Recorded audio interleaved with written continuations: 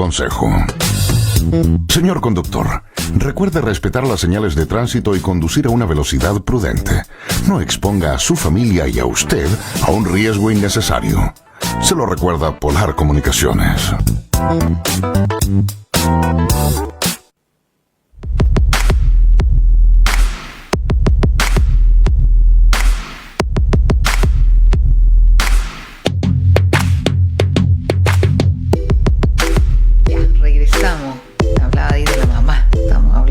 Familia en general. Hablemos un poquito de la familia, ¿le parece? Eso, volvimos a esta hora de la noche después de este corte. Estamos con Norberto Javier Díaz Sánchez, secretario general de la CUT, además presidente de la FENATRAPECH, ¿verdad? Así es. Dirigente ahí en perdón, en Concón. Pero magallánico, no cualquier magallánico, pues usted es fueguino. Yo soy fueguino, nací en Cerro Sombrero. Pero no de esos fueguinos de porvenir, sino que más dentro de la isla, ¿verdad? Más de adentro, pero yo creo que tengo una mezcla rara, porque claro, nací en Cerro Sombrero, técnicamente soy fueguino. Son pocos los que nacen en Cerro Sombrero, que nacían, ¿verdad? Ese año yo me acuerdo, por lo que vi en los registros, pareciera que yo soy el número 5 del año, 20 de marzo, o 3, algo así, pero muy poca gente, pero era porque las instalaciones de NAP, particularmente las sanitarias vinculadas a la salud, estaban en Cuyen y en Cerro Sombrero. Y pareciera que Cerro Sombrero tenía como el mejor hospital, entonces las esposas de trabajadores de la NAP tenían a sus hijos particulares que estaban en la isla, o los traían a Magallanes o los tenían en las instalaciones de la NAP, que probablemente en esas épocas eran muy modernas, y como no había comunas o las comunas eran incipientes, en el fondo el médico de la NAP era como el médico del pueblo, y así con todo, digamos, con los casinos, con el abastecimiento de combustible, y bueno, de esa historia todos conocen aquí en Magallanes. Pero yo nací en Cerro Sombrero, viví en Magallanes, pero una parte importante de mi familia es de Puerto Natales, así que tengo una mezcla rara en esta región, o sea, he vivido en todos lados, en Punta Arenas, es bien magallánico. Yo soy bien magallánico. Pero no volvió a Magallanes, se fue. No solamente soy bien magallánico, sino que además soy tataranieto de William Lowe, que debió haber sido la persona que navegó en la goleta Ancud, pero cuando el ejército libertador llegó a Chiloé a buscarlo por instrucciones de Bernardo O'Higgins, William Lowe ya había muerto 2 años antes. Pero está en las cartas de Bernardo O'Higgins de Lima a la Junta de Gobierno que para tomar posesión de Magallanes hay que ir a buscar a William Lowe, que era un escocés, que entiendo se había negado a ser súbdito de la reina, porque Escocia era un protectorado, una colonia de Gran Bretaña, que junto con su hermano se dedicaron a cazar lobos marinos y ballenas en las Malvinas, y que estando en las Malvinas, la expedición británica 2, donde venía Darwin, pasando por las Malvinas, lo contrataron a Mr. Lowe, y Mr. Lowe les navegó hasta Galápagos, y de vuelta se quedó en Chiloé, se casó con una chilota, y de ahí venimos todos nosotros. Una parte, los Lowe. Una parte. O sea, mi tío abuelo Bautista Díaz Lowe, mi abuelo es Octavio, que son los hijos de Carmen Lowe, y Carmen Lowe a su vez es hija de Guillermo Lowe, y Guillermo Lowe es hijo a su vez de William Lowe. Así que yo soy como el sexto en generación. Así que tengo harto de natalino también. Tiene de tirapiedras. Tiene de tirapiedras. Exactamente. Tiene de todo. Bueno, bien magallánico. Tiene hartas piedras también en la secundaria. Sí, pero nos consta. Hay que tirar hartas piedras. Oigan, no hablemos hacia atrás de la familia, hablemos hacia adelante. Casado, hijo, hija. Conteme un poco a la gente también. Casado, ¿cuál es muy joven. Este núcleo más interno, más cerradito, más casado, familiar? Casado, 4 hijos, 30 años casado con Nélida. Nélida fue directora de Cultura un tiempo aquí en Magallanes, ahora es directora del Parque Cultural de Valparaíso, que es la ex cárcel convertida en un convenio público-privado como el gran espacio cultural de Valparaíso. Oiga, ¿es verdad que su señora era comunista y usted demócrata cristiano? Así es, y probablemente ella en la universidad no votó por mí, digamos, sino que votó por los candidatos comunistas, digamos, y ella de Iquique y yo de Punta Arenas, así que... Y se encontraron en Valparaíso. Y nos encontramos en Valparaíso. Y aquí están después de 30 años. Todavía estamos acá, con 4 hijos. Uno nunca sabe. Claro. 4 hijos, la mayor en París, la segunda en Buenos Aires, estudiando medicina, una arte, otra doctora, uno piloto de aviones, preparándose para ser piloto de avión, y un conchito de 16 que parece que quiere ser geólogo, astrólogo, pero se va por la tierra o se va por el cielo, o geólogo o astrólogo. Ya que tiene tantos hijos además y un un conchito, como dice usted, ahí cercano a los secundarios. Bueno para protestar y bueno para estar en la... Le iba a preguntar, ¿qué le parece esto del movimiento secundario? Estamos en el contexto, además, estuvimos en el contexto, además, de la revisión de la prueba de selección universitaria. Creo que en otros tiempos era la prueba de aptitud en su tiempo, ¿verdad? Era la prueba de aptitud, que también era discriminadora, que también ha sido un sesgo. Yo soy partidario de que no se cambió por esta, que se supone que iba a ser mejor. Que se cambió por esta, que no ha significado que sea mejor, que ha seguido manteniendo los niveles de discriminación que todos conocemos. Todos sabemos que los que tienen buenos puntajes no vienen de los colegios públicos, vienen de los colegios subvencionados, vienen de los colegios privados. No es lo mismo los que estudian en Vitacura, Las Condes, Ñuñoa, La Reina, que los que estudian en La Pintana, o en una comuna en Valparaíso, o en una comuna al interior de la quinta región, o en provincia. No es lo mismo, digamos. Hay discriminación, esto es terrible. Yo saludo lo que hicieron los estudiantes cuando el 18 de octubre llamaron a evadir el metro como una protesta no contra el metro, sino contra el modelo económico, pero creo que esto también ha sido terrible. Creo que es terrible que hayan muerto 27, 28 chilenos en las protestas. Creo que es terrible que haya gente que haya quedado ciega. Creo que lo de Gustavo Gatica y de Fabiola Campillay es impresentable. Creo que es impresentable que haya jóvenes que hayan perdido un ojo por salir a protestar. Esto no pasa en los países desarrollados, esto no pasa ni siquiera en las dictaduras. En Hong Kong hay una dictadura comunista. Y no hay ningún joven que haya perdido un ojo, no hay ningún joven que haya quedado ciego. Hace 3 semanas un periodista, después de 7 largos meses de protesta en Hong Kong, ha perdido un ojo. En Chile, en los primeros días de las protestas, hubo varios jóvenes que tuvieron estallido ocular. Es impresentable lo que ha pasado en Chile. ¿Qué espera usted como dirigente? Como dirigente de la Central Unitaria de Trabajadores, además en representación de los trabajadores, temas pendientes absolutamente en el mundo del trabajo? Yo creo que este estallido social obedece a un parlamento y a una clase política que durante 30 años no quiso escuchar. A mí no me van a decir quienes gobiernan o quienes han gobernado en el pasado de que no se les dijo, que esto los pilló de sorpresa, que ellos nunca se dieron cuenta, que nunca nadie les dijo. Eso es mentira. Aquí la dirigencia sindical durante 20 o 30 años tocó las puertas del Parlamento, tocó las puertas de Palacio, protestó, gritó. Yo mismo marché muchas veces con poca gente, a veces con poca, a veces con mucha, rogándole a la política que cambiaran las leyes, y no hicieron nada. El Parlamento permitió ser comprado por el financiamiento ilegal de la política. La soberanía popular fue burlada 1 y 1000 veces en estos 30 años. No sacaba nada a la centroizquierda de tener mayoría cuando una parte de sus diputados o senadores eran comprados o financiados por las empresas Ripley, Falabella, Penta, Sokimich o las empresas pesqueras. El financiamiento ilegal de la política es una brutalidad, es un crimen al régimen democrático porque burla la soberanía popular. Votar no tiene ningún sentido cuando hay otro que está arriba de las galerías del Parlamento fijando cómo van a votar los parlamentarios. ¿Va a resolver eso una nueva constitución?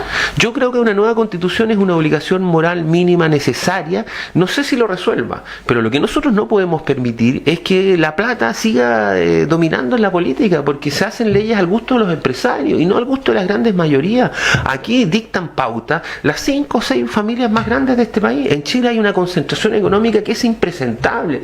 3 farmacias dominan el mercado de la farmacia, 4 bancos dominan el mercado bancario, 2 empresas controlan los seguros, 4 o 5 AFPs controlan a través de 2 empresas americanas todo el sistema de pensiones. En Chile unos pocos tienen mucho y son 4 o 5 familias que no les dio asco de sacar de sus empresas plata para financiar las campañas presidenciales, porque aquí fueron financiadas las campañas presidenciales de todos, no solamente de la derecha. Aquí hubo plata de las empresas privadas para la campaña de Frey, para la campaña de Bachelet, para la campaña de Lago, para la campaña de Frey 1. Aquí hubo plata además para los senadores y para los diputados, que recibieron muchísima plata. Entonces, ¿de con qué libertad? Ellos han hecho leyes estos años, no la han hecho con libertad, pues la han hecho al gusto de ellos. Lo de la ley de pesca es una muestra, lo del royalty minero es otra. ¿Por qué en 30 años no tocaron a la AFP?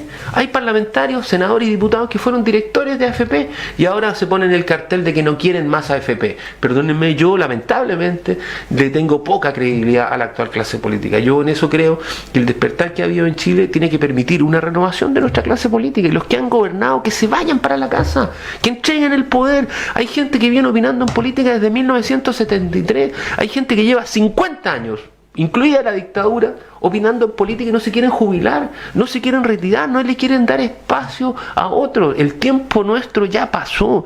Hay que dejar que la gente joven tome la conducción del país y la tome con libertad. Y hay que pedirle a los empresarios que saquen su plata corrupta de la política, porque lo único que hicieron fue provocar un despertar que ha sido violento, que ha sido doloroso, pero que era necesario. Les dijimos muchas veces a la clase política que un día el pueblo se iba a rebelar. Ahí está el pueblo, está rebelado, está indignado, está humillado, está sin empleo, está sin trabajo. La mitad de los trabajadores chilenos gana menos de 500 lucas. Nadie vive con 500 lucas, nadie vive con 700 lucas, menos en esta región, menos en el resto del país. Cuando pagas por la educación, cuando te estafan con tus pensiones, cuando la salud es privatizada, tú vives en la pobreza. Y en Chile la gran mayoría de la gente vive en una situación de pobreza. Es mentira que en estos 30 años hemos disminuido la desigualdad. Chile es uno de los países más desiguales del planeta. No lo decimos nosotros, por Dios, lo dicen todos los estudios internacionales. Pero la clase política dice que hemos avanzado mucho. Yo creo que no es así, y yo creo que este despertar tiene lógica porque la gente está en una situación muy mala y la está pasando muy mal. Oiga, y no es que quiera cambiar de, pero como lo veo apasionado además en el decir, en el hacer y todo, ¿cómo hace uno para soportar estos niveles de estrés? ¿Hay algún deporte, hay alguna actividad que uno haga para desestresarse? Porque el mundo dirigencial en general, el mundo de la política, en este caso de la militancia por el sindicalismo, es estresante, ¿verdad? ¿Hay algún deporte que desarrolle? No, a lo más salgo a caminar en la playa. Tengo el privilegio de vivir en Concón y tener vista al mar. Tengo una, comillas, pequeña Sebastiana. Voy a tener vista al mar toda mi vida, la que me quede de vida, y lo que hago es básicamente salir a caminar a la playa mucho. Trato 4 o 5 veces a la semana salir, caminar. Pero debería ser un deporte. Mucho. El año pasado, para escaparme del mundo, me vine con mis hijos a las Torres del Paine, con mis hijos varones, y estuve con Rodrigo y con Nicolás casi 10 días encerrados en las Torres del Paine. Creo que fue una experiencia maravillosa. Me falta venir con las hijas, pero las hijas han optado por vivir en el extranjero, así que será cuando coincidamos. Pero extraño mucho Magallanes, lamentablemente vengo por pocas horas siempre. Mis tareas me impiden mucho, no me puedo mover mucho de Santiago y de la quinta región. Ando mucho en auto, ando mucho en carretera, y trato de caminar. Oye, ¿y qué pasó con el hockey? Abandonado. Jugábamos hockey con Marcelo Barrios. Jugábamos hockey con Marcelo Barrios en octavo, primero, segundo, tercero, medio. Armamos los primeros equipos de hockey que hubo acá en la ciudad, me acuerdo, con unas ¿cómo se llama? Con unas chuecas que eran bien artesanales porque las hacíamos nosotros mismos. Me acuerdo que los chicos del Don Bosco una vez nos hicieron una que fueron lo más parecido que tuvimos. Ellos tenían habilidades y máquinas y tornos, y teníamos un pequeño equipo que alguna vez se armó en San José, y otro pequeño equipo en el Don Bosco, y en el colegio Yugoslavo también jugábamos, pero quedó en el abandono, pese a que Concón es una de las potencias de hockey. En Concón, en los liceos públicos, se practica hockey, no en los liceos cuicos ni privados, sino que en el colegio público, en el Liceo Oro Negro, muy cerca de mi casa. Y nosotros hace años presentamos un proyecto como sindicato, y en el club, en el campo deportivo de la refinería de petróleo Concón, hay una cancha de hockey que se hizo, que trabajamos para que el liceo pudiera tener una cancha profesional y técnica muy bonita. Ahora se está haciendo una en el mismo Concón, pero se sigue usando la que la ANAP hizo para la población, que es muy bonita, digo. Muy bien, un aporte.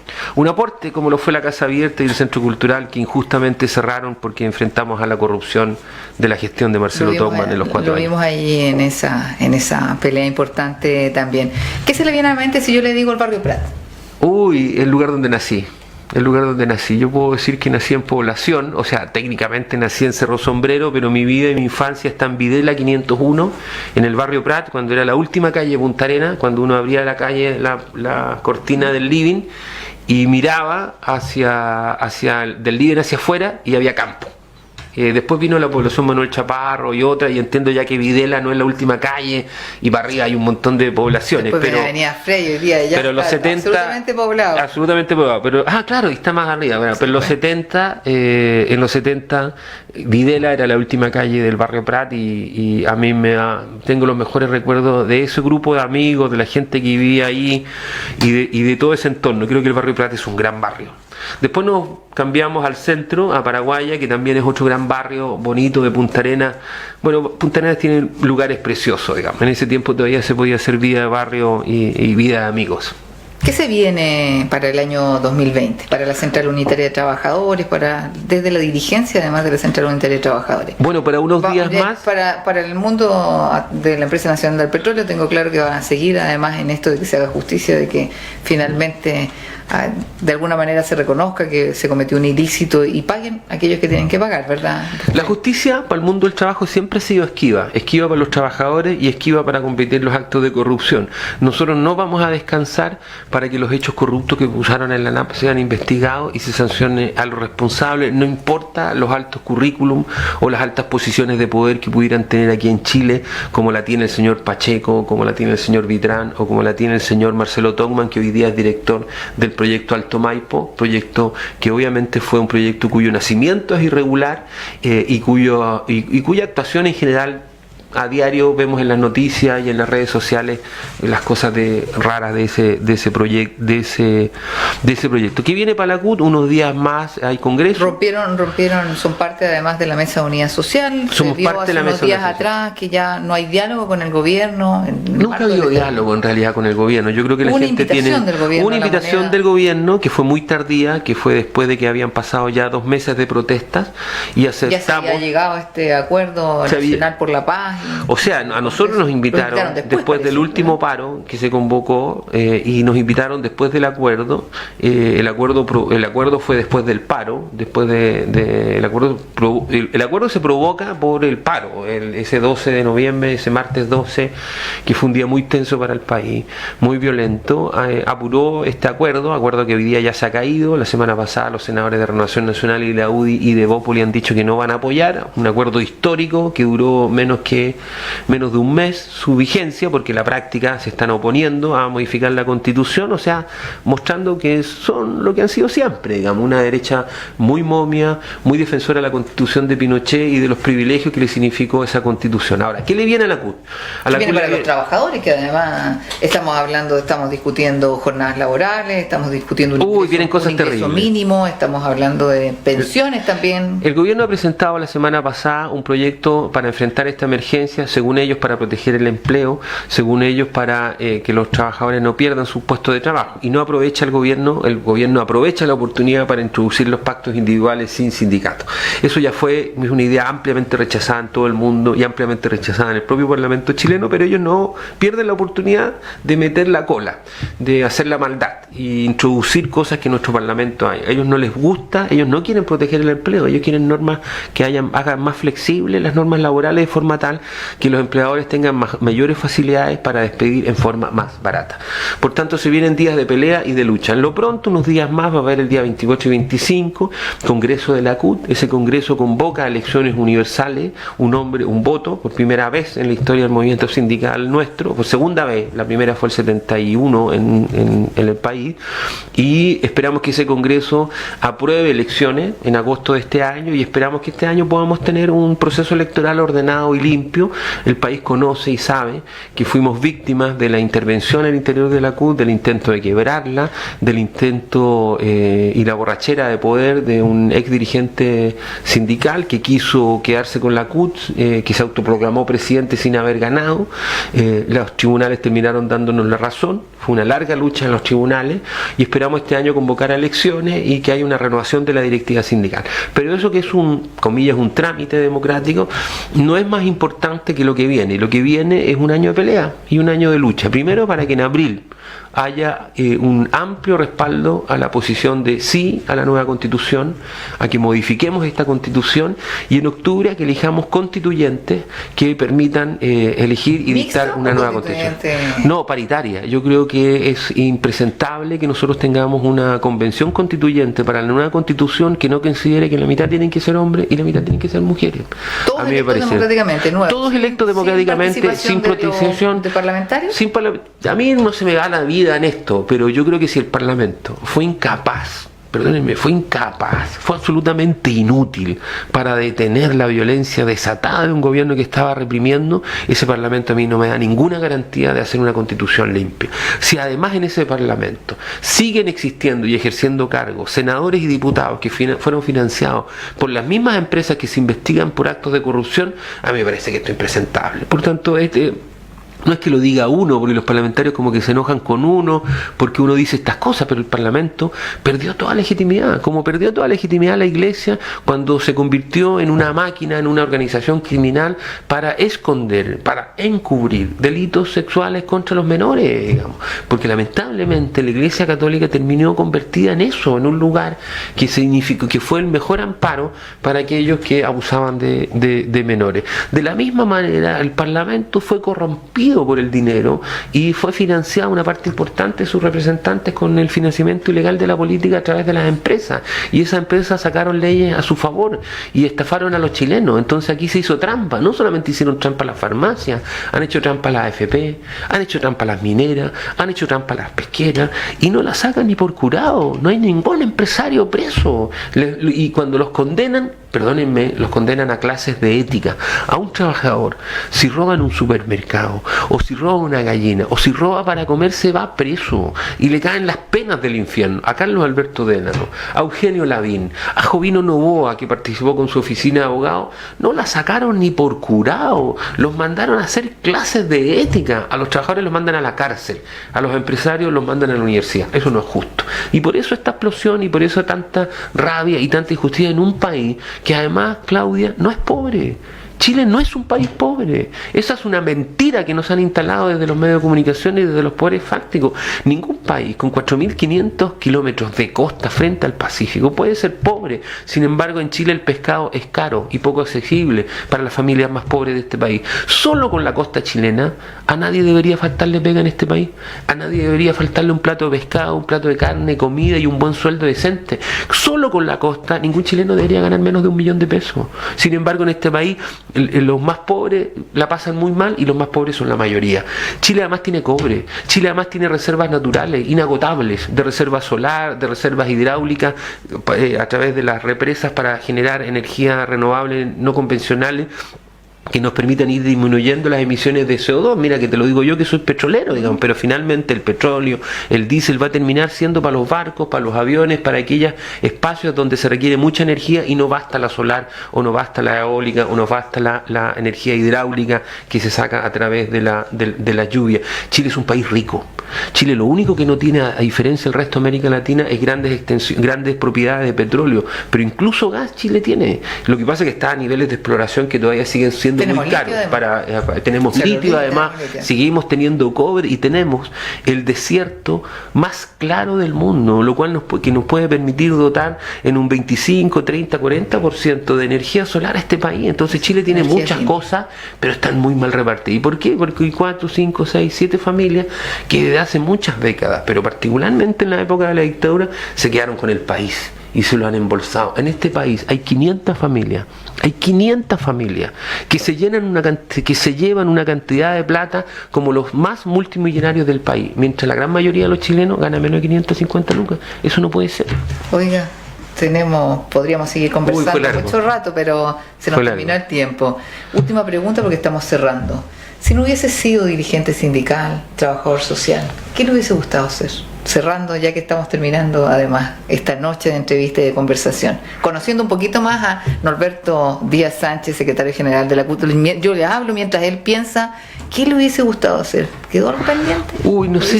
No sé si hubiera sido otra cosa distinta a ser dirigente social. ¿Le gustaba cantar? Creo que claro, pero no hubiera sido cantante. Tal vez hubiera sido profesor, tal vez me hubiera gustado tener un grupo de scout en algún lugar, en alguna población pobre. Tal vez me hubiera gustado haber sido director de algún colegio. Yo creo que mi vida está en la cosa social, digamos. Hasta el día que me muera voy a sentirme un scout, pero yo me siento muy cómodo como dirigente sindical. Alguna vez quise ser diputado, me faltaron 100 votitos aquí en Punta Arenas para ganarle a Rodrigo Álvarez, 114, 115 votos, pero si me preguntaran hoy día, no tengo ningún ánimo de ser candidato a nada. Quiero ser dirigente sindical, y creo que el día que me me muera, la bandera que cubra mi féretro sea la bandera de los trabajadores, la bandera de la CUT. ¿Ves? Qué mejor que terminar con esas palabras. Sí. Además, agradecerle la posibilidad que nos dio de conversar en esta hora de la noche, a través de todos los canales de Radio Polar, en este punto de encuentro, que lo que busca justamente es tener un encuentro distinto con distintas personas de todos Uy, los no mire ámbitos nunca la generales. cámara. No miro nunca, no le importa, la cámara lo mira usted siempre, así que no se preocupe, ahí lo estaban mirando desde fuera, ¿verdad, Franco? Todo bien, todo bien. Muchas gracias por habernos permitido conversar a esta hora de la noche, por acompañarnos, por contarnos un poquito más de la familia, por tener ese ímpetu además que tanto se requiere, sobre todo cuando se defienden los derechos de los trabajadores y las trabajadoras. Oye, antes que terminar, no puedo estar aquí en la Polar, conversar contigo una hora y no recordar no solo a Marcelo Barrio, sino que ¿Le puede hablar a la cámara? ¿Le puede hablar a la gente? solo recordar también recordar en esta historia de muchos, porque no es de uno, al sacerdote Héctor Muñoz Braña. Creo que fue un gran sacerdote, un gran formador de generaciones, y tanto él como Santiago Yardelli son personas que yo voy a llevar en mi corazón siempre. Muy bien, ¿ves? Con ese recuerdo, ¿tuvo buenos recuerdos a esta hora de la noche? Sí. Siempre es bueno conversar, me parece muy bien. Oigan, nos despedimos, muchas gracias por su sintonía a esta hora de la noche. Nos reencontramos el próximo día lunes con más puntos de encuentro desde aquí, desde Polar Televisión, Polar Radio y todo a través de internet. Estamos ahí a través de Franco, que nos permite con su control estar al aire a esta hora de la noche. Muchísimas gracias, buenas noches, nos encontramos el próximo día lunes. Que estén muy bien.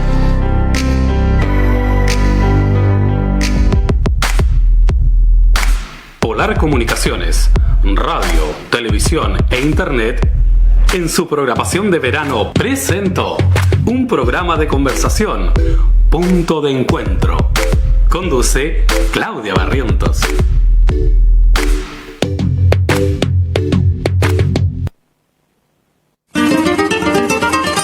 Ferretería San Marco, en la esquina de